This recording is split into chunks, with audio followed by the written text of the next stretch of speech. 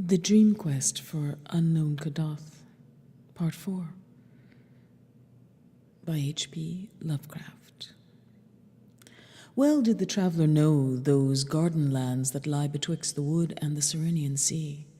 and blithely did he follow the singing river Kuranes that marked his course. The sun rose higher over gentle slopes of grove and lawn, and heightened the colours of the thousand flowers that starred each knoll and dingle. A blessed haze lies upon all this region, wherein is held a little more of the sunlight than other places hold, and a little more of the summer's humming music of birds and bees, so that men walk through it as through a fairy place, and feel greater joy and wonder than they ever afterward remember. By noon, Carter reached the jasper terraces of Kuranes, which slope down to the river's edge and bear that temple of loveliness wherein the king of Hlanith comes from his far realm on the twilight sea once a year in a golden palanquin to pray to the god of Kuranes, who sang to him in youth when he dwelt in a cottage by its banks. All of jasper is that temple, and covered an acre of ground with its walls and courts, its 7 pinnacled towers, and its inner shrine where the river enters through hidden channels and the god sings softly in the night. Many times the moon hears strange music as it shines on those courts and terraces and pinnacles. But whether that music be the song of the god or the chant of the cryptical priests, none but the king of Hlanith may say, for only he has entered the temple or seen the priests. Now in the drowsiness of day that carven and delicate fane was silent, and Carter heard only the murmur of the great stream and the hum of the birds and bees as he walked onward under an enchanted sun. All that afternoon the pilgrim wandered on through perfumed meadows, and in the lee of a gentle riverward hills bearing peaceful thatched cottages, and the shrines of amiable gods carven from jasper or cherusbero. Sometimes he walked close to the bank of Kuranes and whistled to the sprightly and iridescent fish of that crystal stream, and at other times he paused amidst the whispering rushes and gazed at the great dark wood on the farther side, whose trees came down clear to the water's edge. In former dreams he had seen quaint lumbering buopods come shyly out of that wood to drink, but now he could not glimpse any. Once in a while he paused to watch a carnivorous fish catch a fishing bird, which it lured to the water by showing its tempting scales in the sun, and grasped by the beak with its enormous mouth as the winged hunter sought to dart down upon it. Toward evening he mounted a low grassy rise and saw before him flaming in the sunset the 1,000 gilded spires of Thran. Lofty beyond belief are the alabaster walls of that incredible city, sloping inward toward the top and wrought in one solid piece by what means no man knows, for they are more ancient than memory. Yet, lofty as they are, with their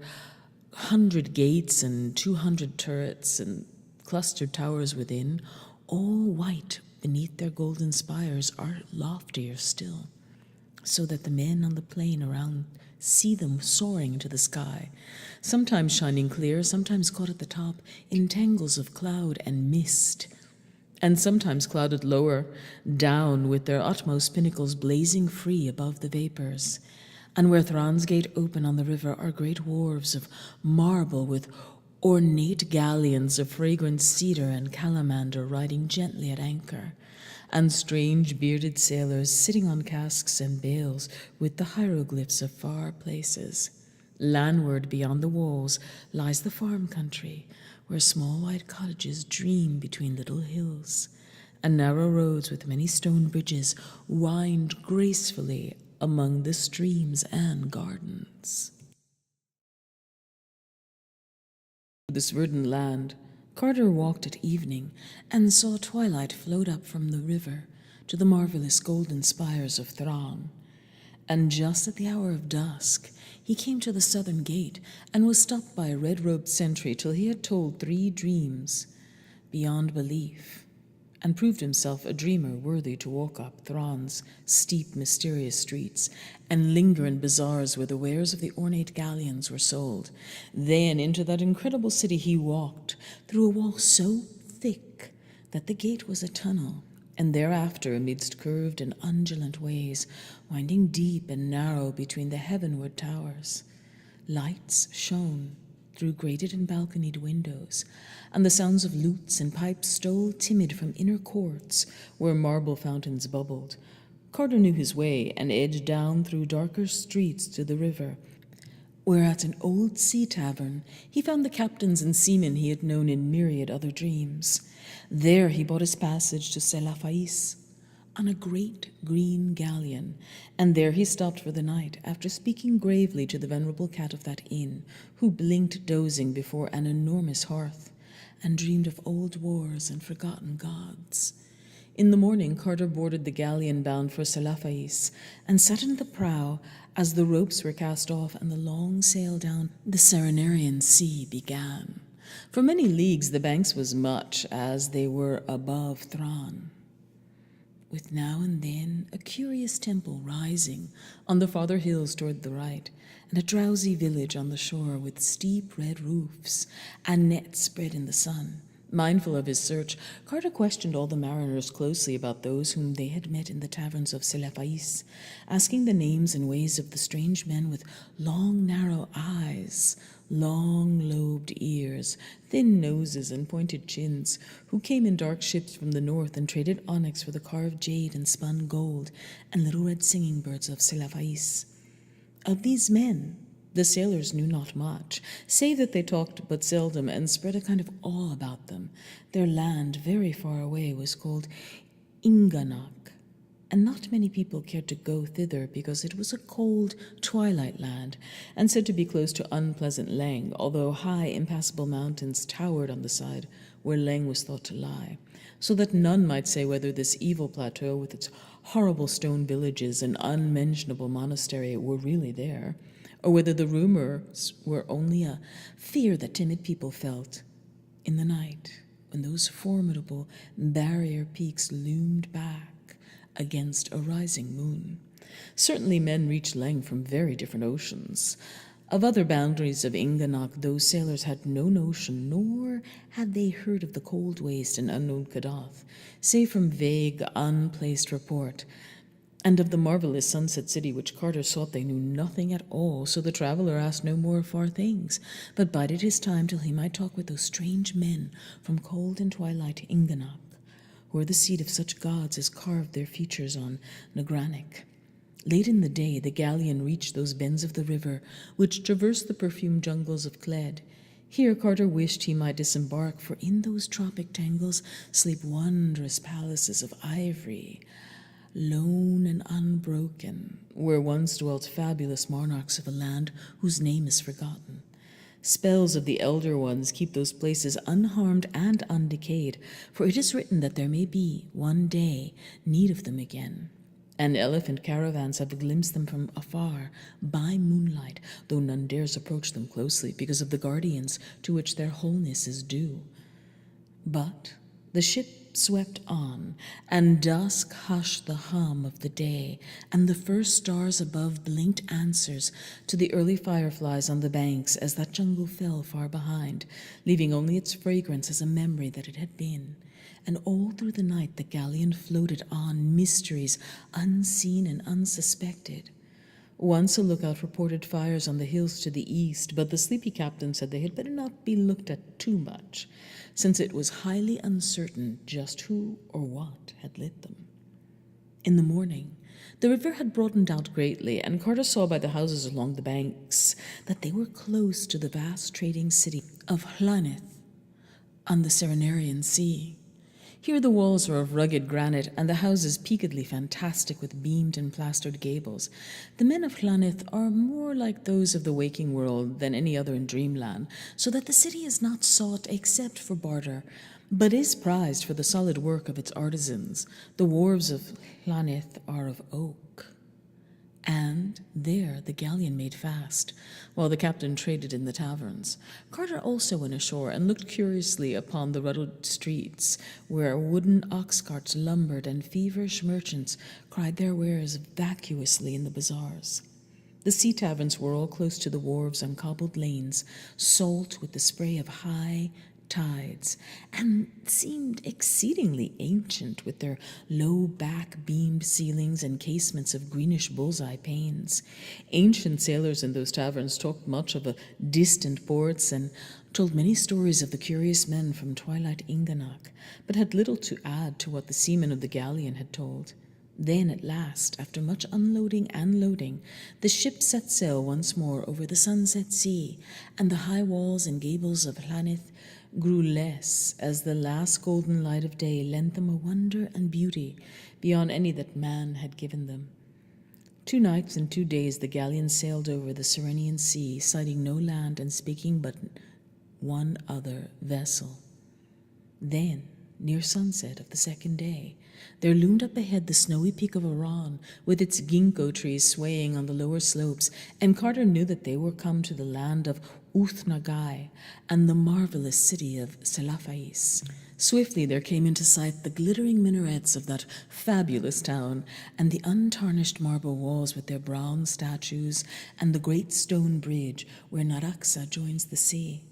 Then rose the green, gentle hills behind the town, with their groves and gardens of asphodels and the small shrines and cottages upon them, and far in the background the purple ridge of the Tanarians, potent and mystical, behind which lay forbidden ways into the waking world and toward other regions of dream.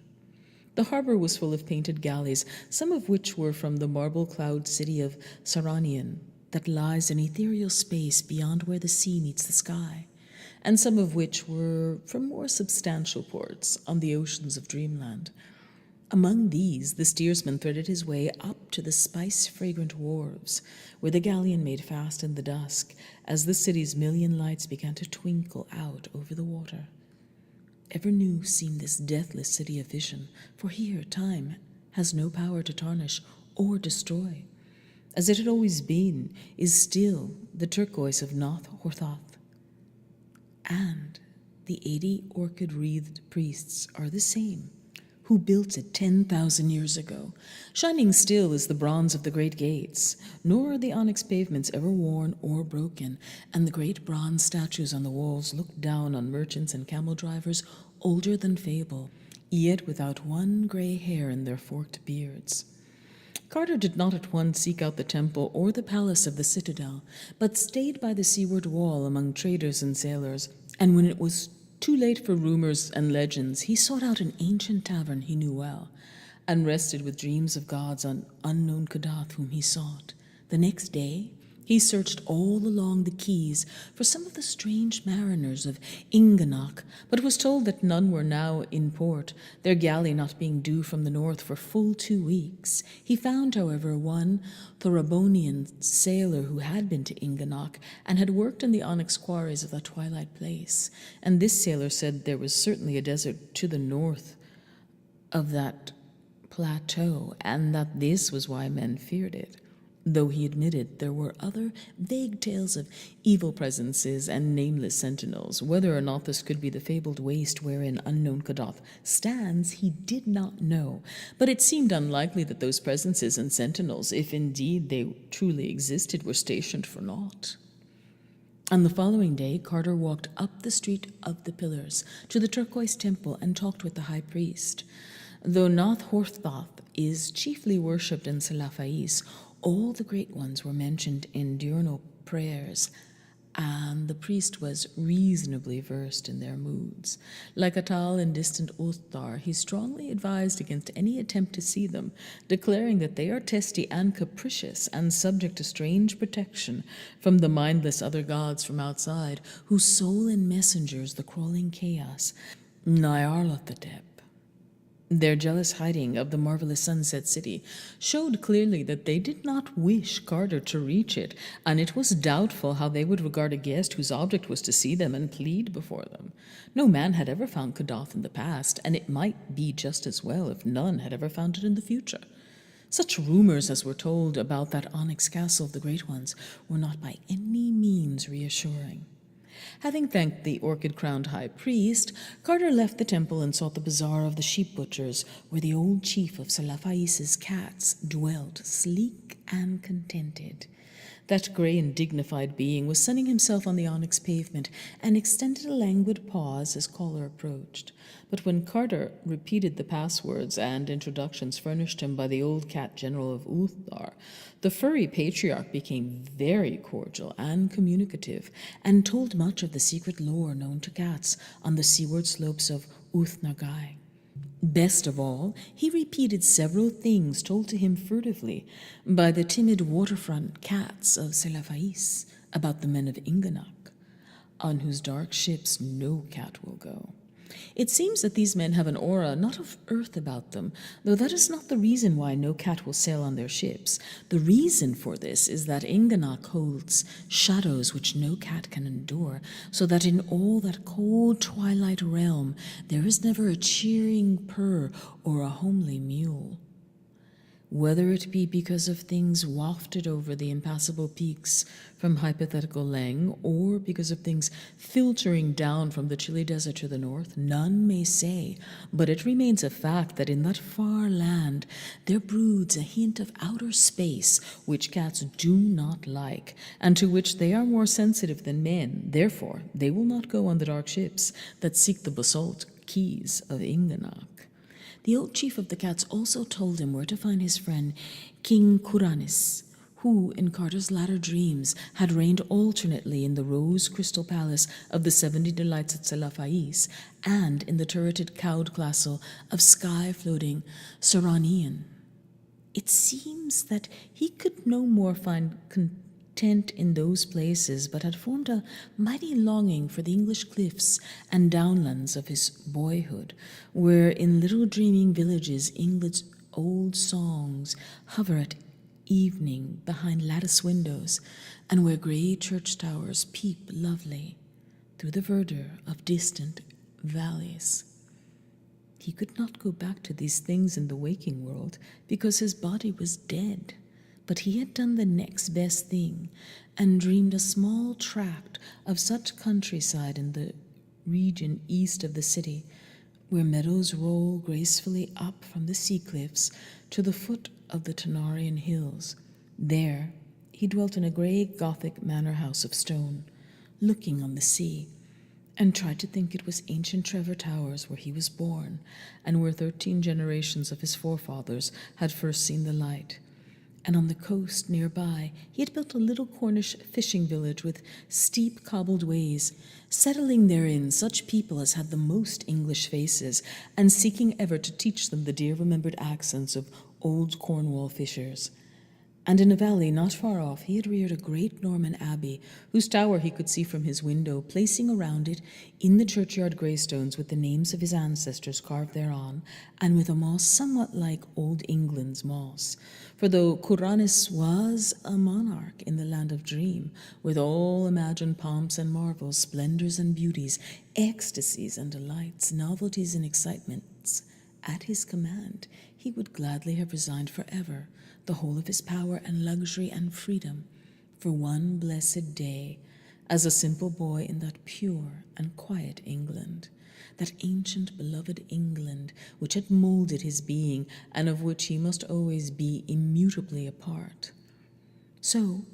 when Carter bade that old grey chief of the cats adieu, he did not seek the terraced palace of rose crystal, but walked out the eastern gate and across the daisied fields towards a peaked gable where he glimpsed through the oaks of a park sloping up to the sea cliffs. And in time he came to a great hedge and a gate with a little brick lodge, and when he rang the bell there hobbled to admit him no robed and anointed lackey of the palace, but a small stubby old man in a smock, who spoke as best he could in the quaint tones of far Cornwall. And Carter walked up the shady path between trees as near as possible to England trees, and climbed the terraces among gardens set out as in Queen Anne's time. At the door, flanked by stone cats in the old way, he was met by a whiskered butler in suitable livery, and was presently taken to the library where Kuranes, lord of Uthnagai and the sky around Serannian, sat, pensive, in a chair by the window, looking on his little sea-coast village and wishing that his old nurse would come in and scold him because he was not ready for that hateful lawn party at the vicar's, with the carriage waiting and his mother nearly out of patience. Kuranes, clad in a dressing gown of the sort favoured by London tailors in his youth, rose eagerly to meet his guest, for the sight of an Anglo-Saxon from the waking world was very dear to him, even if it was a Saxon from Boston, Massachusetts, instead of from Cornwall. And for long they talked of old times, having much to say because both were old dreamers and well versed in the wonders of incredible places. Kuranes indeed had been out beyond the stars in the ultimate void, and was said to be the only one who had ever returned sane from such a voyage. At length, Carter brought up the subject of his quest, and asked of his host those questions he had asked of so many others. Kuranes did not know where Kadath was, or the marvelous Sunset City, but he did know that the Great Ones were very dangerous creatures to seek out, and that the other gods had strange ways of protecting them from impertinent curiosity. He had learned much of the other gods in distant parts of space, especially in that region where form does not exist, and colored gases study the innermost secrets. The violet god, Singak, told him terrible things of the crawling chaos, Nyarlathotep, and had warned him never to approach the central void, where the demon sultan Azathoth gnaws hungrily in the dark. Altogether, it was not well to meddle with the elder ones, and if they persistently denied all access to the marvelous Sunset City, it was better not to seek that city. Kuranes furthermore doubted whether his guest could profit aught by coming to the city, even were he to gain it. He himself had dreamed and yearned long years for lovely Celephaïs and the land of Uthnagai, and for the freedom and colour and high experience of life, devoid of its chains, conventions, and stupidities. But now that he was come into that city and that land, and was the king thereof, he found the freedom and the vividness all too soon wore out, and monotonous for want of linkage with anything firm in his feelings and memories. He was a king in Uthnagai, but found no meaning therein,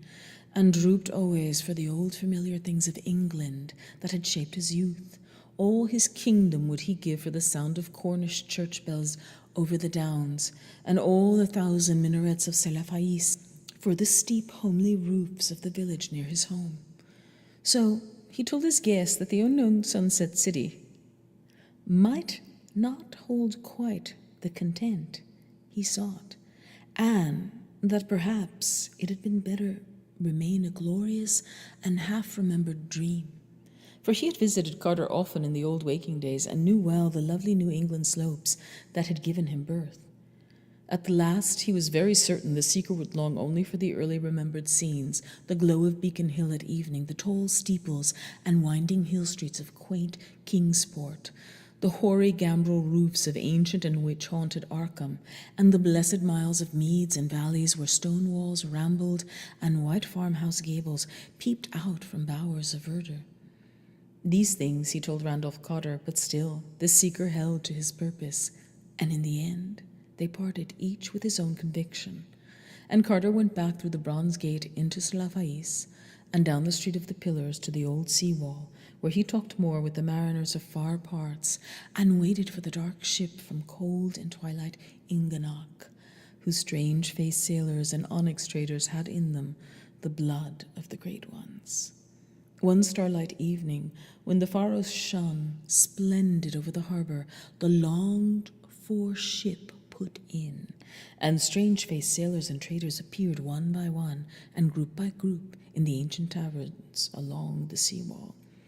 It was very exciting to see again those living faces so like the godlike features on Negronic, but Carter did not hasten to speak with the silent seamen. He did not know how much of pride and secrecy and dim supernal memory might fill those children of the Great Ones, and was sure it would not be wise to tell them of his quest or ask too closely of that cold desert stretching north of their twilight land. They talked little with the other folk in those ancient sea taverns, but would gather in groups in remote corners and sing among themselves in the haunting airs of unknown places, or chant long tales to one another in accents alien to the rest of dreamland. And so rare and moving were those airs and tales that one might guess their wonders from the faces of those who listened, even though the words came to common ears only as a strange cadence, an obscure melody. For a week, the strange seamen lingered in the taverns and traded in the bazaars of Celephaïs, and before they sailed, Carter had taken passage on their dark ship. telling them that he was an old onyx miner and wishful to work in their quarries. That ship was very lovely and cunningly wrought, being of teakwood with ebony fittings and traceries of gold, and the cabin in which the traveller lodged had hangings of silk and velvet. One morning, at the turn of the tide, the sails were raised and the anchor lifted, and as Carter stood on the high stern, he saw the sunrise blazing walls and bronze statues and golden minarets of ageless Celephaïs sink into the distance, and the snowy peak of Mount Aran grow smaller and smaller. By noon, there was nothing in sight, save the gentle blue of the Serannian sea, with one painted galley afar off, bound for that cloud-hung realm of Serannian, where the sea meets the sky. And night came with gorgeous stars, and the dark ship steered for Charles's Wain and the Little Bear, as they swung slowly round the pole, and the sailors sang strange songs of unknown places, and then stole off one by one to the forecastle, while the wistful watchers murmured old chants and leaned over the rail to glimpse the luminous fish playing in bowers beneath the sea. Carter went to sleep at midnight and rose in the glow of a young morning, marking that the sun seemed farther south than was its wont. And all through that second day he made progress in knowing the men of the city and of their fear of the high and impassable peaks beyond which Leng was said to be. They told him how sorry they were that no cats would stay in the land of Inganok, and how they thought the hidden nearness of Leng was to blame for it. Only at the stony desert to the north they would not talk. There was something disquieting about that desert, and it was thought expedient not to admit its existence. On later days, they talked of the quarries in which Carter said he was going to work. There were many of them, for all the city of Inganok was built on onyx, whilst great polished blocks of it were traded in Rinar, Ograthan, and Celephaïs, and at home with the merchants of Thra, Ilarnek, Kadath, for the beautiful wares of those fabulous ports, and far to the north, almost in that cold desert whose existence the men of Inganok did not care to admit, there was an unused quarry greater than all the rest, from which had been hewn in foreign times such prodigious lumps and blocks that the sight of their chiseled vacancies struck terror to all who beheld. Who had mined those incredible blocks, and whither they had been transported, no man might say, but it was thought best not to trouble that quarry, around which such inhuman memories might conceivably cling. So it was left all alone in the twilight, with only the raven and the rumored shantak bird to brood on its immensities. When Carter heard of this quarry, he was moved to deep thought, for he knew from old tales that the Great One's castle atop unknown Kadath is of onyx. Each day the sun wheeled lower and lower in the sky, and the mists overhead grew thicker and thicker, and in 2 weeks there was not any sunlight at all, but only a weird gray twilight shining through a dome of eternal cloud by day, and a cold starless phosphorescence from underside of the cloud by night. On the 20th day, a great jagged rock in the sea was sighted from afar, the first land glimpse since Aran's snowy peak had dwindled behind the ship. Carter asked the captain the name of that rock, but was told it had no name and had never been sought by any vessel because of the sounds that came from it at night. And when, after dark, a dull and ceaseless howling arose from that jagged granite place, the traveler was glad that no stop had been made and that the rock had no name. The seamen prayed and chanted till the noise was out of earshot, and Carter dreamed terrible dreams within dreams in the small hours. 2 mornings after that loomed far ahead, and to the east a line of great gray peaks, whose tops were lost in the changeless clouds of that twilight world, and at the sight of them the sailors sang glad songs, and some knelt down on the deck to pray, so that Carter knew they were come to the land of Inganok, and would soon be moored to the basalt quays of the great town, bearing that land's name. Toward noon, a dark coastline appeared, and before 3 o'clock, there stood out against the north the bulbous domes and fantastic spires of the onyx city. Rare and curious did that archaic city rise above its walls and quays, all of delicate black with scrolls, flutings, and arabesques of inlaid gold. Tall and many-windowed were the houses, and carved on every side with flowers and patterns whose dark symmetries dazzled the eye with a beauty more poignant than light. Some ended in swelling domes that tapered to a point, others in terraced pyramids whereon rose clustered minarets, displaying every phase of strangeness and imagination. The walls were low and pierced by frequent gates, each under a great arch rising high above the general level, and capped by the head of a god chiseled with that same skill displayed in the monstrous face on distant Inganok. On a hill in the center rose a 16-angled tower, greater than all the rest and bearing a high pinnacled belfry resting on a flattened dome. This, the seaman said, was the temple of the Elder Ones, and was ruled by an old high priest, sad with inner secrets. At intervals, the clang of a strange bell shivered over the onyx city, answered each time by a peal of mystic music made up of horns, viols, and chanting voices, and from a row of tripods on a gallery round the high dome of the temple, there burst flares of flame at certain moments, for the priests and people of that city were wise in the primal mysteries, and faithful in keeping the rhythms of the great ones as set forth in scrolls older than the Akkadic manuscripts. As the ship rowed past the great basalt breakwater into the harbor, the lesser noises of the city grew manifest, and Carter saw the slaves, sailors, and merchants on the docks. The sailors and merchants were of the strange-faced race of the gods, but the slaves were squat, slant-eyed folk, said by rumor to have drifted somehow across or round the impassable peaks from valleys beyond Leng. The wharves reached wide outside the city wall, and bore upon them all manner of merchandise from the galleys anchored there, while at one end were great piles of onyx, both carved and uncarved, awaiting shipment to the far markets of Renar, Ograthan, and Celephaïs.